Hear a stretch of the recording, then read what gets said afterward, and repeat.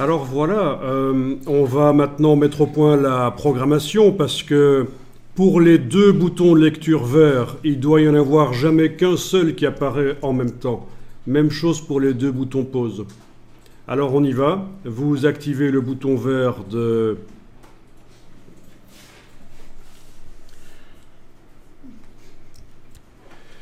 Le bouton jaune, commençons par le bouton jaune, ce sera plus simple. Le bouton jaune qui sert à mettre en pause. En plus de mettre en pause la vidéo, il va gérer l'affichage de boutons. Donc, comme dans les scripts d'action, c'est afficher, masquer les boutons.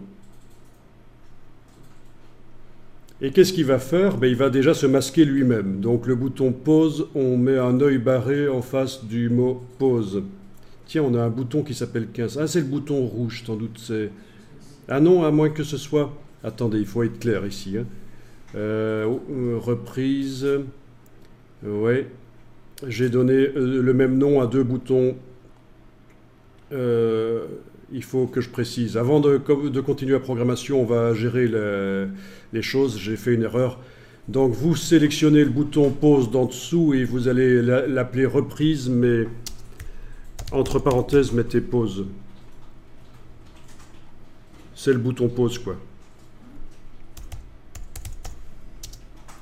Et celui d'en bas, la flèche verte, à côté de reprise, vous indiquez que c'est le bouton lecture.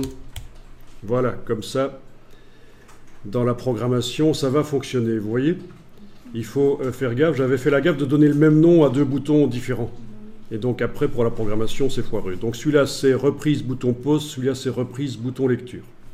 Bon. Donc je reviens à programmer le bouton pause qui sert à mettre la vidéo en pause. On était ici. Ah, ça va aller mieux là.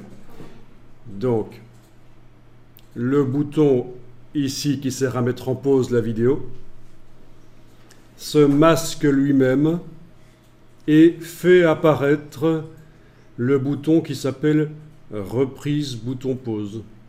Ben oui, une fois que j'aurai appuyé sur le bouton pause, il n'y a plus de lieu de... Il n'y a plus de raison qu'il soit là. Il a fait son job. C'est l'autre bouton qui doit apparaître.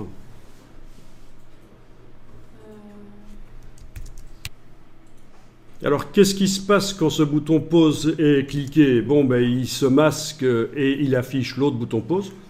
Mais il doit également afficher l'autre bouton de lecture, reprise bouton lecture, celui-là. Et il doit masquer le bouton de lecture, celui du dessus. Ben oui, quand on passe en pause en ayant cliqué sur le bouton pause, le bouton lecture ne doit plus exister, sinon si les gens cliquent sur lui, ça va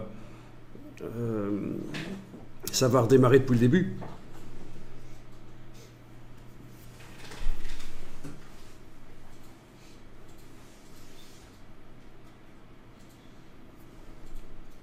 Bon, ça va? Vous avez ça?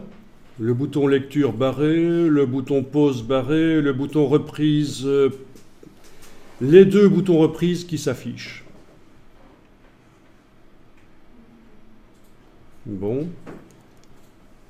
Eh bien, testons ça. On enregistre. Je vous dis tout de suite, c'est pas fini, hein, mais on y va petit à petit. Normalement, on ne doit pas tester entre chaque coup, mais c'est pour qu'on comprenne... ce qu'on est en train de faire petit à petit.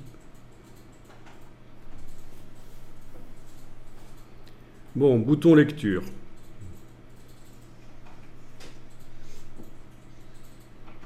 Voilà.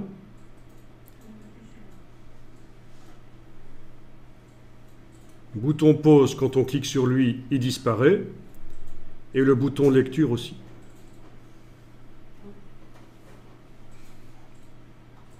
Quand on clique sur le bouton reprise là, voilà. Donc, il nous reste des choses à faire en fait. Hein. En tout cas, on a vu que quand on clique sur le bouton pause, il disparaît lui-même et le bouton de lecture original disparaît aussi.